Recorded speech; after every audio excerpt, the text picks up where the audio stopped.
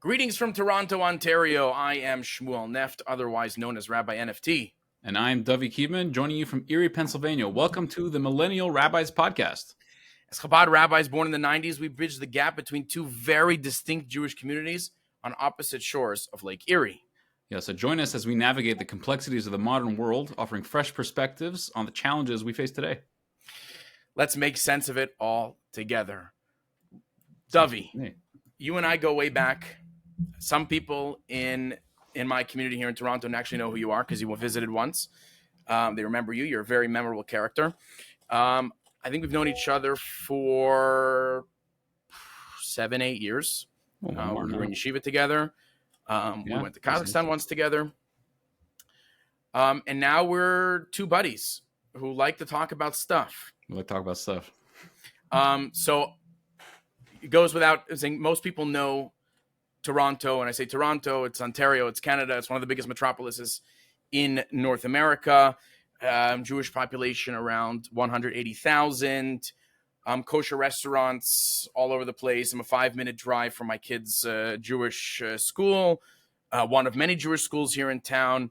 Did I mention kosher restaurants? Like, we had Chinese food last night. Today's December 25th. We had Chinese food last night, December 24th. Age-old American Jewish tradition. But so for me, Toronto, big city, not interesting. You live an interesting life in an interesting place. So give us a little word about what you do, where you're from. All right. So take everything you just said and break it down on a scale of 2 or 7 or 900. Basically, Erie is it's not of a triangle, essentially. You have Erie in the middle, and you got up north, you got Buffalo. To the sort of the southwest, you got Cleveland, and down south, you have Pittsburgh. Each about 1.5 to 2 hours away drive. Erie is a wonderful little place, small place with big potential, in my opinion. But there is a relatively small amount of people. Saying in the entire county we have 300,000, less than 300,000. Erie itself we have close to 100,000 people, and the Jewish community here is quite small. It's quite small, but every other day I'm finding new Jews, and it's very exciting, and it has its challenges, ups and downs. Like I'm sure Rabbi Shmuel can share some of his experiences, and we'll get there from episode to episode. But there's definitely, it's much different than living in a big city, big metropolitan, is that a word? City. Metropolis. You'll get to know me here. I don't speak English very well. But it's tiny. Everything's tiny, small scale. But when it comes to Jewish people, there was one time there was a Jew who came to I think maybe wrote to the Lubavitch Rebbe. No, he came to the Lubavitch Rebbe in person, and he mentioned that he'd written to the Lubavitch Rebbe. Now I'm remembering better. Well, our friends are going to be behind the scenes correcting every last thing, by the way.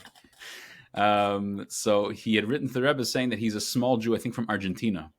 And he had written about different things. He asked for different advice or blessings, whatever it was. And the Rebbe from Tasmania. I hate to be that Jew that's going to correct you. Tasmania. Okay. Different hemisphere. Still Southern hemisphere, but and the Rebbe zoned in on basically one thing that he said. He said he's a small Jew. And the Rebbe said there's no such thing as a small Jew. Every Jew is huge. They've got background, they've got heritage, they got depth. And, people want to knock us. We shouldn't knock ourselves. We know that we're bigger than that. So, yeah, it's a small place, maybe quantity, but quality. It's huge stuff. Right. I've actually, exactly a year ago, my son and I made a treacherous journey to Erie. A drive that was supposed to take 3 hours. It took 10 because of the crazy Buffalo winter storm last year. We got to see it in person. You have to understand. So people that know me know that I grew up in Pittsburgh, which is 2 hours, 1.5 hours south of you. For me, growing up, Erie was a rest stop on the way to Niagara Falls. Rest stop or bathroom stop? Bathroom stop. Yeah. Now it's a rest stop. Now that I come to your house, I actually sit down and rest. instead of just going to the bathroom. Public info, by the way, when it was one of the trips that Shmuel was making to Pittsburgh. He was visiting Pittsburgh. He stopped in Erie. I wasn't home, but he stopped in Erie literally to throw something in my garbage can. I was literally about to say that. Yes, I came to your house just to throw away some garbage and to say that I was in your house, and obviously to make content. Why else would I stop in Erie? I'm saying obviously to see you, but you weren't even there.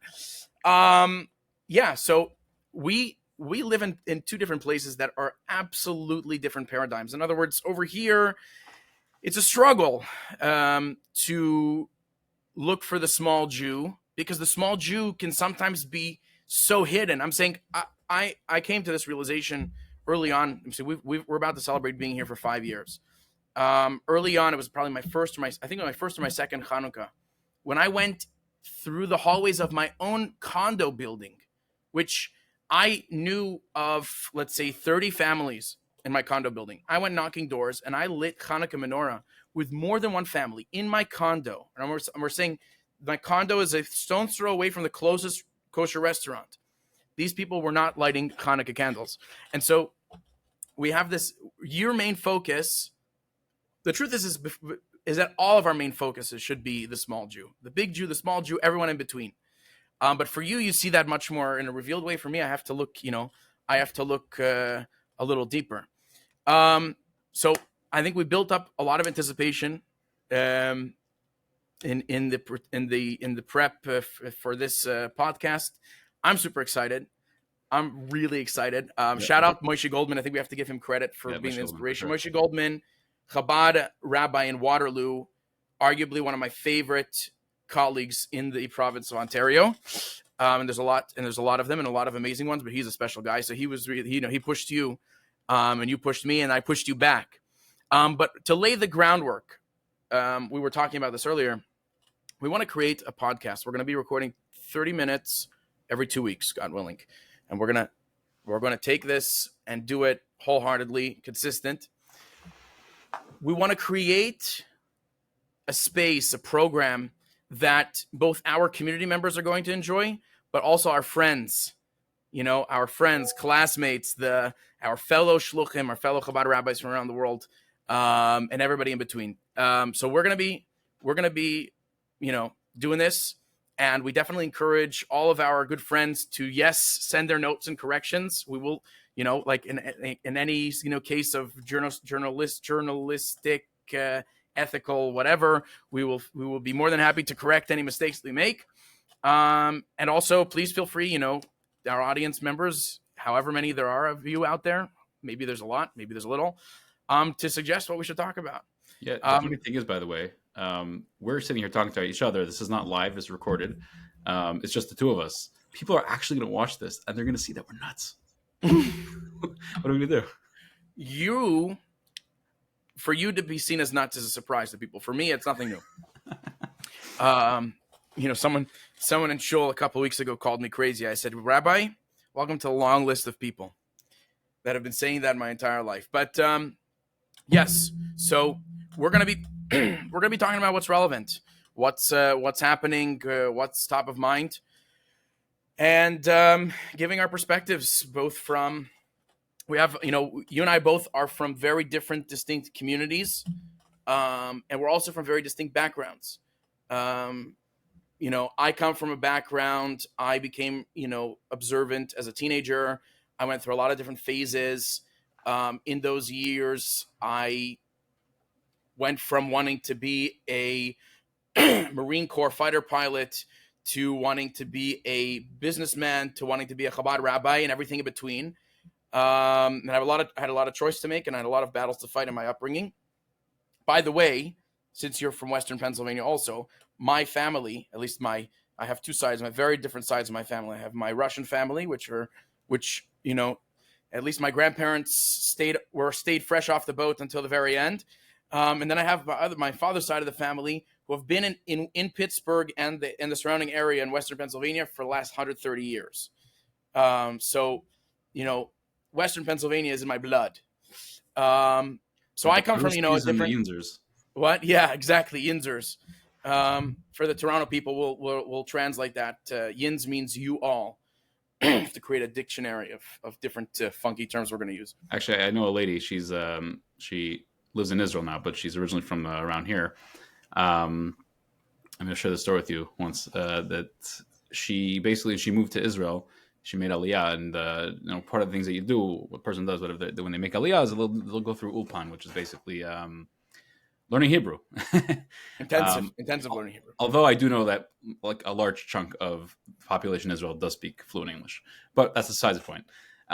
So there are some, by the way, I met. I'm sorry for cutting you off. When I lived in Israel, I met Americans that have been living in Israel for decades, didn't speak a word of Hebrew. Yeah, it's true. Yeah. So she was going through this Ulpan stuff, and they got to this. If anybody knows a little bit of Hebrew, even you know that in English, when you say you're talking to first person. There's only one word for it, you. In Hebrew, there's two words. There's 3, 4 actually. You're talking to a male or a female, or you're talking to more than one person. They're 3 different things. So they were trying to understand. The people in the class were trying to understand. What do you mean plural you? What does that mean? So this lady is originally from the Midwest, and she looks at them like they're crazy. She's like, "Y'all, duh." Anywho, tell us about your background, your upbringing. Where are you from originally? My background, my upbringing. I am originally from a place called Crown Heights, Brooklyn. That is Chabad Lubavitch World Headquarters. At Crown Heights. If you haven't been to Crown Heights, go to Crown Heights. If you've been to Crown Heights, you've been to Crown Heights. Good for you. Hopefully you want to come back. Yeah. So I grew up in, let's call it the typical quote unquote Chabad upbringing, I guess you can say. I was raised in Brooklyn. I have 4 brothers. My parents and my rest of my brothers still live there. And I went to Cheder. By the way, some words we're going to translate. Some words we're not going to translate because you should just pick most up people the know. lingo. I think most people know what Cheder is. Yeah, Cheder's like Jewish school for kids. And I went to the Cheder on Crown Street, Lubavitcher Yeshiva. It's called, which they just had a huge fundraiser to extend their building. It's much bigger than they extended their building in record time for a Jewish construction project, unheard of. Did you know they actually renamed the street? Yes. Yeah. Yes. What is it? Lubavitch Yeshiva Way or something? Tomchei Tamimim Way. Yeah. Yeah. And following that, I was in high school. In Hebrew, we call it Mesivta, in Ocean Parkway, on Ocean Parkway in Flatbush, nearby. And then I went for a few years to Yeshiva in Morristown, New Jersey, which is actually where I originally met Shmuel, but we didn't really meet then. I saw him there. He saw me. You were David Zaltzman's quiet friend. I think a lot of people know you as that. Yeah. Now that we're all starting to be, what? Shout out to David. Yeah, shout out to David. It has to be done. I think you're being really humble, Dovie. You forgot to mention the fact that you come from a long lineage of Chassidim from Russia. You're named after a famous Chassid about whom a book just came out. Yeah. David Haraducker, as he was known as. He was a very popular, but also very deep and real person. He was a true chassid, as they call him. He was a rabbinic authority known as a Rav. Actually, I'll share a story with you that I just finished reading the book recently. That Shmuel was talking about. There's a great story in there that the care and the seriousness he took with it came to doing things right. So apparently, one time somebody came to him, one of the big shots in the city, where he was in Vietska, it was called. I don't know where that is. Ukraine. Is that Russia or Ukraine? I don't know. Anywho, I'm not a. We're not going to do politics. No politics, but also not. I don't know geography. I know it's the wrong word. Someone will find out. Someone will find out for us and let us know afterwards. Send us something. Anywho, so one of the big shots in the city came to my great-great-grandfather and with a cow or whatever it was, and they had done they shechted it, Jewish slaughter. And there's a lot of different intricacies within Jewish law to doing it right. And he came, and he apparently this animal was slaughtered, and there was a question that came up about it: is it still kosher? So he brought it to the rabbi. My great-grandfather looked it over. He looked it over, and he said it's not kosher. So the guy had a knife on his. He was a butcher, I guess. He had a knife on his belt. He put his hand on his knife, kind of giving off the message like, you don't want to say something like that. Back then, a cow or whatever it was worth a lot of money. If it's not kosher, you lose a lot of money from you can't sell in the store. Yeah, it's just livelihoods at stake. So he said, it's not kosher. And he showed off his knife. Like, you might want to change what you're saying. So he took off his hat and he said, you can cut off my head, but it's still not kosher. Dovie, I think you very much channel that energy.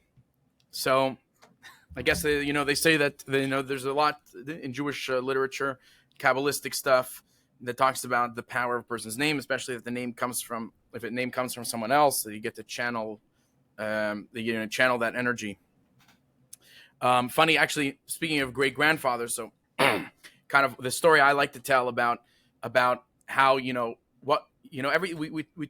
teach a lot about how there's what meets the eye, and there's what more that meets the eye. There's the spiritual realms that kind of power the world that we don't see, but are essential to the world's existence. And so things happen in the plane of regular surface level understanding of life, but then there's a lot happening above that we don't even know, that we can only guess. And so I like to tell the people the story. My merit of becoming a Lubavitcher, a Chabad person, and a Chabad emissary is because my great grandfather, who I'm named after, his name was Samuel Shear. He was a donor to Chabad in Pittsburgh back in the day, and so I think that spiritually he bought the rights to have a super awesome grandson. So hopefully he's getting a lot of nachas up there. By the way, you should know about Shmuel. He's a real dude. He's a real dude. So when he toots his own horn, he's not really tooting his own horn. I'm a real dude. You can pinch me and I'll feel it. So transitioning into what we wanted to speak about today, we want to lay down the groundwork for why two Chabad rabbis, very busy, especially right now, it's end of year. Things are happening. How we could even fathom or think about sticking an extra half an hour of work more, because it's not even just a half an hour. It's the half an hour recording, and then there's all the back end stuff, and how we can even afford to be able to do this right now, and why would we put this as a priority? And so the title of this episode, we're calling it Our Mandate. We're basically going to lay out why are we not just leaving the podcasting up to the Joe Rogans and the Lex Friedmans of the world? Why the two of us have to feel like we have to podcast? And it's very much based on some of the core principles we were educated with, going through the Yeshiva system and being connected to the Rebbe. The Rebbe, and many people, I know in my circle, many people have heard this from me already, and I love talking about this because this just speaks to me so much. The Rebbe was a paradigm shifter in very many ways.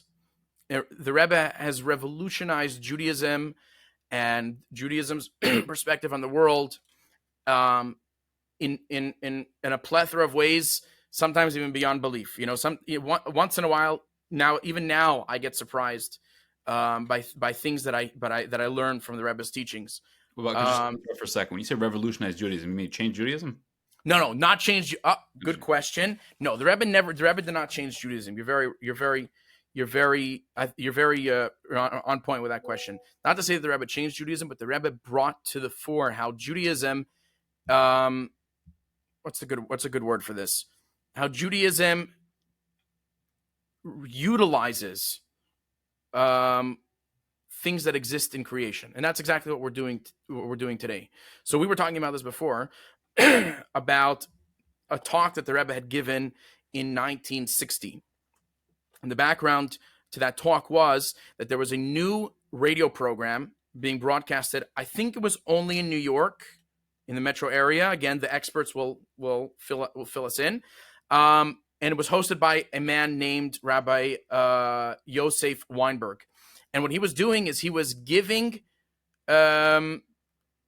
classes on Hasidic thought in the book of Tanya, which is the treatise, the founding document of the Chabad Hasidic movement, written by the Alter Rebbe, the first Rebbe of Chabad, and he was giving classes. I don't remember what the frequency was.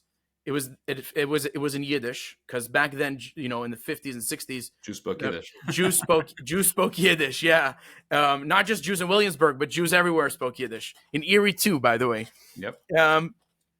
and he was giving class on Hasidic thought over the radio. And so the Rebbe was right. Isn't that a little strange? Like, isn't like traditionally we give classes like in person, like in a book, and like radio is like a new invention. We don't do stuff. I mean, obviously, that was a planned question, by the way. That was a planned question, but it is a real question. Let's set the background first for a second. The Jews, we'll start with the Holocaust. The Jews of Europe experienced the Holocaust, trauma, the whole package. A lot of them came over to America, and there was kind of two streams in the bigger picture of Judaism. There was the Jews that said, "We're out of here. No, the God Holocaust doesn't work." Filling off Judaism, the boat.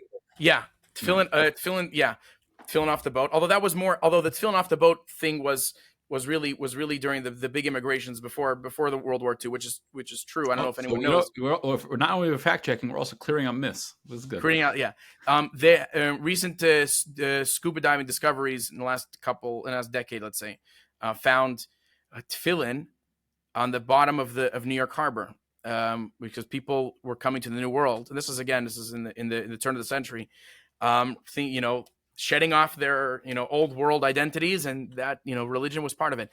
But let's say after the Holocaust, you had the two streams. One stream was saying we're out of here, and the other stream was saying we want to maintain our identity, but we're going to build walls to do it because one Holocaust is not the end. The Holocaust is going to happen again, and we need to be prepared for next Holocaust. So we're going to build walls around our Judaism and to keep ourselves and our community safe. And so the idea of Chassidus on the radio was so revolutionary. The radio for the radio for the secular Jewish society was the radio, part of just like anybody else. But for religious Jews, to hear about Torah being taught on the radio was like every one of the worst sins in Judaism combined. So what do you say about it? I know from the outside, so to speak, from talking from an outside perspective, coming outside in, not the inside out, starting that way. It does seem very, sure, why not? You have something to teach it on radio, teach it on TV, teach it on podcast, Instagram, Facebook, whatever it is. Why not? But from the inside out, it's a very, very revolutionary perspective. Very revolutionary, as Shmuel just finished saying. And how do I say this? Everything has a purpose. Every single thing has a purpose. As sometimes we don't see that. Sometimes that's not clear. We as human beings, we believe we have a purpose. Important events clearly have some sort of purpose. But the details, the small little things, or the not so small things, but they're like, just day-to-day things. Okay. When I say purpose, I mean a purpose in the grand scheme of things, in the creation. God's master plan. When technology came on the scene and the more it developed, what purpose does this thing have? Many said it doesn't have any. It's another distraction to distract us from what we need to do. The Rebbe looked at technology and said, this is going to be huge. Let's do awesome things with this. And when you utilize something for something holy, something positive, actually that you're materializing, you're actualizing its reason for it being introduced in the first place. So like what we're doing here, that's part of the revolutionary idea that what we're doing here. I mean, rabbis have made podcasts. It's not a new thing, but we're different. We definitely are different. There's no podcast out there that's going to be like ours. But to build on what you're saying, so the Rebbe famously brought. It could have been in this talk. It could have been in another talk. The Rebbe spoke about these ideas of utilizing God's creation where possible in many different contexts. The Rebbe brought up a famous midrashic teaching of the sages, where the sages say that God created gold for the express purpose of being used to build the holy temple. That was the mission of gold in creation. We make other uses of gold. That's fine. That's not the actual use of gold. Gold is made for the holy temple. It can be used for whatever you want. So podcasts, okay, or radio or TV or your cell phone could be used for peddling the worst things in humanity, right? Like, you don't have to go so far to see what the worst people in the world are doing with the help of their phones. But that's not their purpose. The purpose of podcasting is to spread light, is to spread positivity, is to spread Jewish teaching, and we're just utilizing the means that we have. Building on that, the Rebbe was also very expressive throughout the years about the idea of utilizing. I want to use the right word so that the fact checkers don't go crazy. Local tradition, local custom, utilizing local custom for the express purpose of spreading light, spreading goodness and kindness, spreading the message of Judaism. The Rebbe spoke about this in a talk in the Parsha Vayeshev in 57. I'll say it in Hebrew, but I want everyone to understand what I'm saying. 57, 52, which was the winter of 1991. The Rebbe actually said, "How do we know that the world is approaching Mashiach times? Because we see that the Rebbe says we look at the country of France. When you're thinking France, so the Rebbe said that France was the core for many years, the core of the world's spiritual impurity, starting with the French Revolution, which sparked a whole chain of events that showed the real depravity of humankind. And then he said, all of a sudden, not only is France not the same France of 100 almost 200 years ago, over 200 years ago, I'm sorry. France is now a place where Americans go to learn in yeshiva, right? And so, and he said, and the Rebbe says one of the things that they do in France is they use Frenchiness. They use Frenchiness to spread Judaism. Now, we don't want to offend anybody, but we both learned in Morristown. We I think in your years and my years also we had guys from France who were very French, and I learned a lot about how Chabad operates in France. You have Chabad in France utilizing Frenchiness and French culture and French modes of expression to bring people into the fold. And so podcasting is the one of the top mediums of expression in North American culture. We're both in North America. On that point, right? Yeah. North American culture. The same thing you just said about France, the Rebbe utilized the same thing in America. This is why we're doing this. That's right, exactly. That Judaism, Jewish communities were always, for the most part, very insular, very just focused on keeping themselves together and not really broadcasting to the outside world, and being very quiet about their own personal Judaism. Rebbe, when the Rebbe came to America and assumed leadership in 1950, the Rebbe looked at America and saw what does America do? How does America operate? America is very loud. They're very into publicity, advertisement, big, in your face. Right. So the Rebbe said, we want to, connect Jews to their heritage. We want to teach Jews about Judaism. You got to do it in a loud, public way. To keep to yourself ain't going to work no more. And this is why, just coming from Hanukkah, we have big menorah lightings. These big giant menorahs. We get on a cherry picker or a scissor lift, whatever. And I want to. I'm sorry to interrupt you. I just want to note that Torontonians are at least the ones that have lived here in the last 30 years are used to driving up Bathurst Street and seeing a menorah on every street corner. Whereas I think where you come from, it's still the fresh idea that it was 40 years ago. Yes. People may not realize, but in America and in Canada actually, by the way, in the governmental level with regarding public land and stuff, it's still not so simple as it became in America. But public menorahs were fought tooth and nail in the 80s, when the 70s and 80s, when the Rebbe started this movement. And the worst part is that it was fought tooth and nail by Jews. Yeah. And a lot of thanks in part to religious Jews, referring to the famous case in Teaneck, Rabbi Brod, which is something that many people can read up about, which was one of the famous cases that brought to fore the legal implications of the public menorah campaign. But I'm sorry. Go back. I'm sorry for interrupting you. Yeah, it's just it's just the same idea that everything big, everything in your face, not obnoxious, God forbid, just everything out in the open, and to make big statements, big parties, big, and that's what talks to Americans. So just by the way, on this podcast, we plan on talking about everything, everything Jewish, everything Chabad, everything to do about everything. The world. Hey, look, if we can find a way to understand the impending conflict between Venezuela and Guyana, in South America through the lens of Judaism, then have at it, buddy. Let's let's go. We've already hit the 30-minute mark. It comes very quickly. Yes, when your podcasting time flies. I see that. So we're gonna do like this. We're gonna finish up. We're very much. I'm psyched. I'm psyched. Yeah, it happens to be today's the 25th of December. It's a little laid back. It's an off day officially, although I'm in my office all day.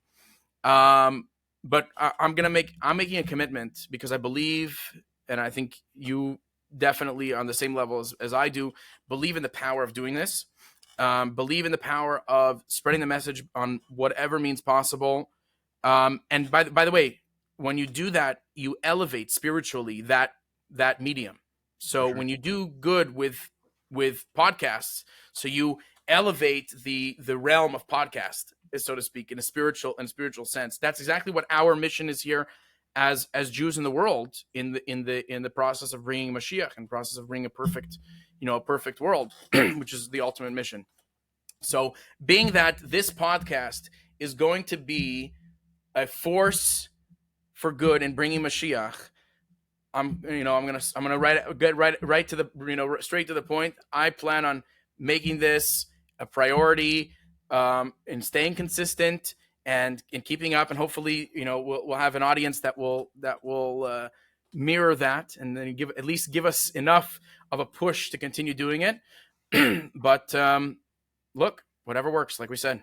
God willing. Listen, by the way, while we're on topic, I'll end off with this. Our sages say in the Talmud, one of the most complicated but wisest and deepest Jewish texts, tell us that tzedakah mekareves es ha'geula, that charity hastens the redemption. Charity makes this happen. Charity brings positivity and holiness into the world. If you are enjoying this and you are as excited about it as we are, or you're more excited, you can't be more excited. I don't see you standing outside my door with like signs and jumping up and down in joy. But if you are excited about it, please support what we do.